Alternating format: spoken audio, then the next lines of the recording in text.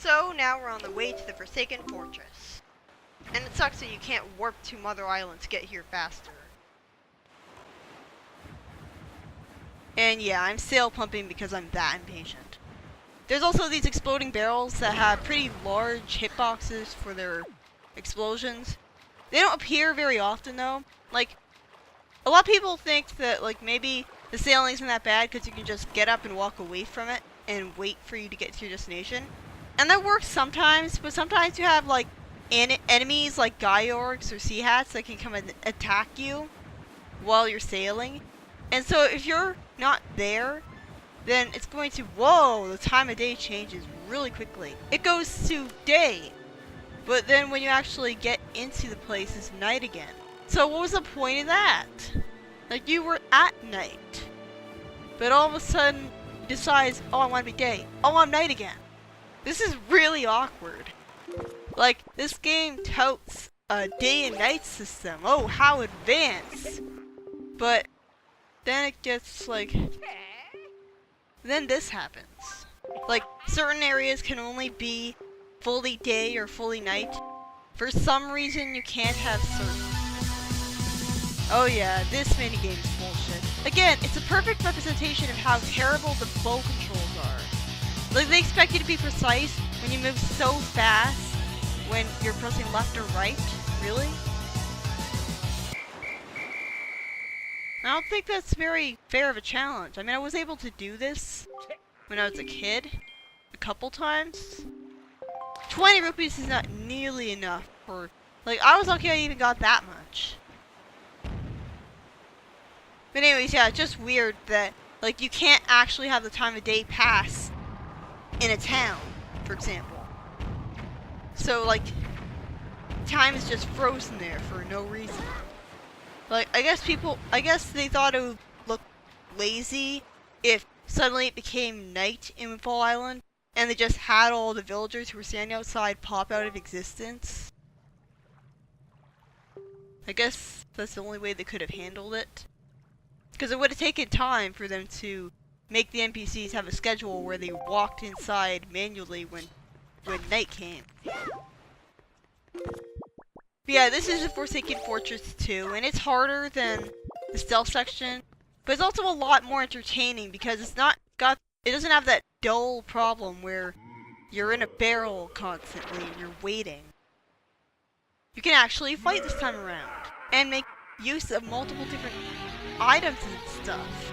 And you got this boss, which decides to play tennis with you. Well, I say that, but I never actually end up showing off the tennis here. I kill him before I have a chance to do that. Mostly thanks to the spin attack spamming. I was about to say spin dash for some reason.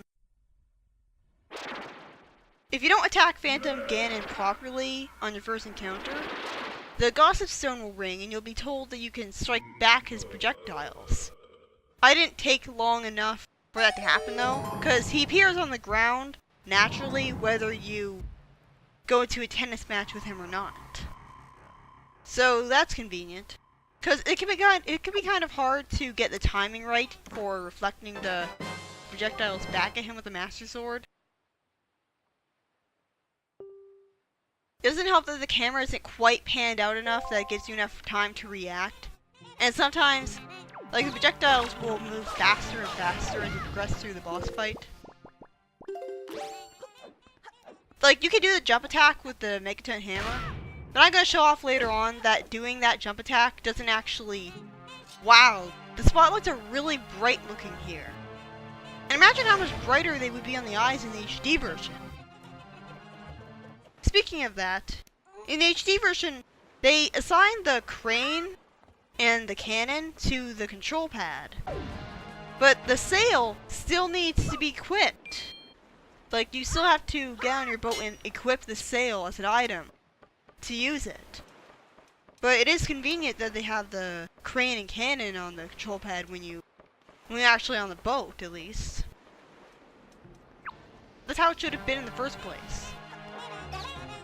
Obviously, I'm going to be doing a lot of cuts for this, because it's just going through the exact same level design over and over again, but with very slight differences in new enemies.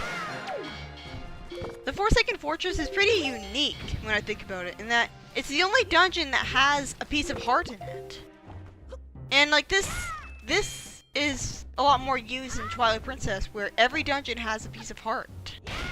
In this game, it's only the stealth section dungeon that has a piece of heart in it. And, like, you couldn't argue that it doesn't count as a dungeon, like with Hyrule Castle and Leaf to the Past, because it has a boss in it. And the Hylian text on Phantom Ganon's sword actually means something. It translates to Zubora Gaebora. Zubora and Gaebora are the names of the two blacksmiths from Majora's Mask. So I guess he traveled to Termina to get that sword thing? Where did that come from? That laser. That's cheap. It's so satisfying being able to go here and just give these guys what for making me waste so much of my time here in that stupid barrel. Thank God I can finally attack these guys now. But yeah, that Hylian text can actually translate to something. That's something interesting about the Zelda franchise in general, is that the text that looks like random Japanese or whatever, that's Hylian text, that actually does translate to Japanese letters, which can be translated to English. Like, in a lot of games. Like, not just this one. So that's pretty cool. Like, that's, like, Zelda hardcore nerds can, like, know a lot about, like, the actual Hylian language that they made up, the text. Well, like, they didn't make up a language, they just made up a text that translates to English. Well, I guess it translates to Japanese. For some reason, I expected to be able to one-shot these guys with the grappling hook. Guess not. You know, it would have been nice if they actually bothered to play different music when you're going through this place for a second time. Just make it feel different. I don't know. Is it just me, or does it have a system going on where the more you kill these mini-villains in a row, you'll get blue rupees rather than green rupees? Except the green rupee just appeared right there, so I guess never mind. I don't know. I was talking about the giant trees earlier, like the ones that are planted on the islands. Something I've thought about is, like, the spread of Great Dooku Tree seed doesn't create more talking trees. Like, you find the trees on the islands, and they don't talk. They're just there. Is there a rule, a cosmic rule going on in the Zelda universe that you can only have one talking tree at a time? Cause like, the Dooku, the Deku Sprout in Ocarina of Time didn't start talking until, wow, the Megaton Hammer completely obscured the camera there in a cutscene. But anyways, the Dooku Sprout didn't talk until the Great Deku Tree died. Like, I guess the trees that were all planted on the island are mostly doomed to never talk, because there can only be one of them that will end up replacing the Great Deku Tree. And none of them were made in the Forest Haven.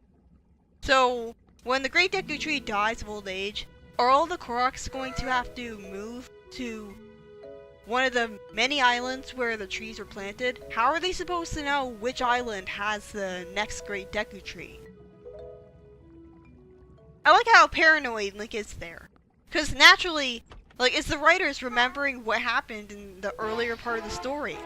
Like, they naturally make him paranoid that the bird's gonna appear again. I like how they explain here that the pirates chased off the bird for him. I'm guessing that there's other pirates still on the pirate ship that are chasing after the bird, firing, like, giant rocks at it, and that's why it doesn't show up here.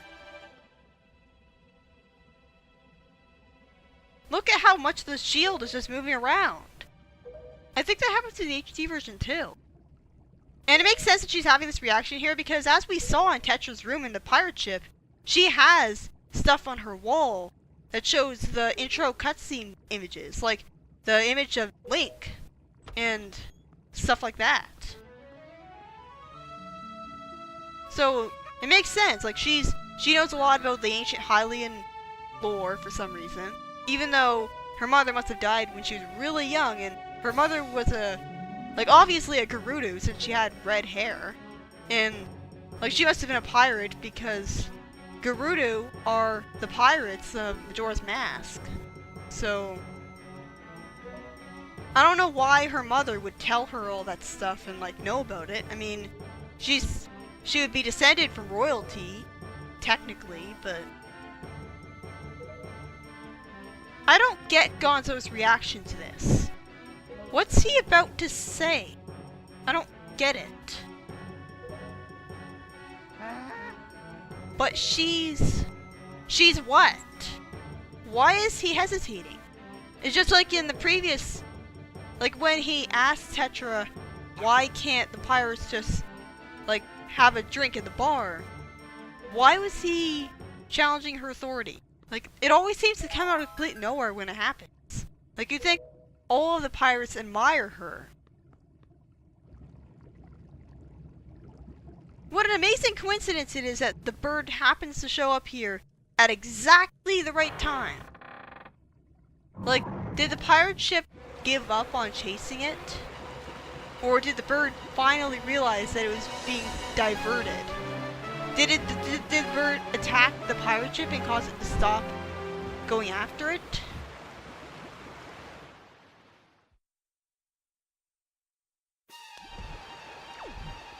I like the music that plays here. Like, it's pretty tense.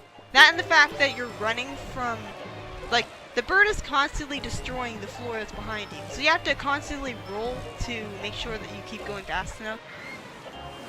And there's a failsafe, like, if he destroys this area can't be made unwinnable because you have the grappling hook.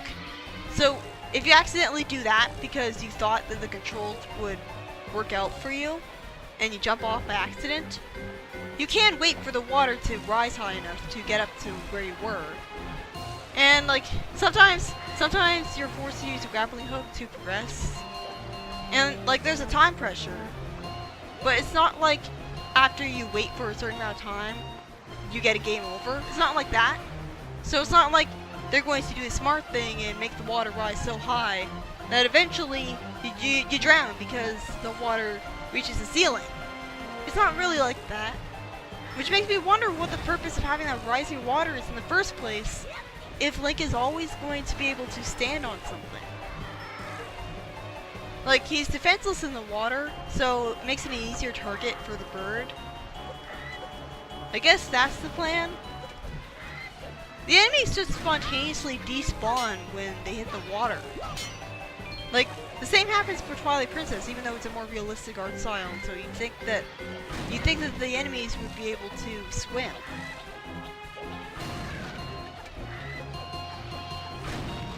But yeah, like, I kind of like this, the whole atmosphere of it. And after you get to the end of it, you have to use the Megaton hammer on the bird's beak. And that ends the fight, like, right away. So this isn't really the boss fight, it's just the climactic lead up to it. And a lot of people find this boss fight to be very satisfying because the entire game up to this point has built up to you wanting to fight that bird as revenge for kidnapping Ariel. I don't know why it took Link so long to climb up there, or hop up there rather. Like, he was just walking into it, not doing anything. But yeah, the bird finally starts attacking him. And he's actually defeatable this time because he's not in a cramped area. Like, I guess if he landed on the ground and was standing up inside of the tower, I guess you wouldn't be able to defeat him because it would be too crowded of an area or something. I don't know. It's better to just jump attack because it means that you attack him a lot faster. Surprisingly, even the HD version which doesn't have the tingle tuner able to restore your health when you're dead. Even the HD version can skip this boss fight with a zombie hover, as well as with clipping through walls, which is a pretty cool glitch that this game has, where you can basically fly after you die. I'll talk more about that later on when I don't really have anything else to say. But basically what this boss entails is you have to wait and wait and wait for your opportunity to attack. And when you're finally able to attack, you use Mega 10 Hammer on him. It's mostly about the atmosphere. It is kind of amusing when he crashes into the tower, but really, I just wanted to land already. Like, what do you do to get him to start landing a lot faster? Like, he's constantly flying into stuff and just flying, and like, he's not really letting me do anything. The music suits this because you're attacking a bird, and so the music makes you think of flying through the sky because of the violins. I don't think it's quite epic enough though.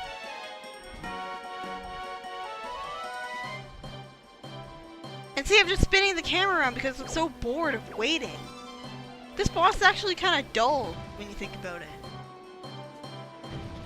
You're better off backflipping just to make sure that his beak doesn't hit you. Finally! Now we can actually start attacking. The Mega 10 Hammer does more damage than the sword. So, I guess you're better off using that. And you can actually do a spin attack with the Mega 10 Hammer if you rotate the analog stick. So, you should try that. But, like, the really lame thing about the Master Sword in this game, it's a common urban legend that when you upgrade the Master Sword with the temples, that you're going to make it so that it's stronger and attacks better. But that's not actually true. In fact, the Master Sword is just as weak here as it will be in the rest of the game. The spin attack will not deal anything more than 8 damage, no matter how much you upgrade your Master Sword. That sucks. Like, it would have been a great way to fix the weak attack problem if you could upgrade the Master Sword's attack. But even in the HD version, they don't fix that.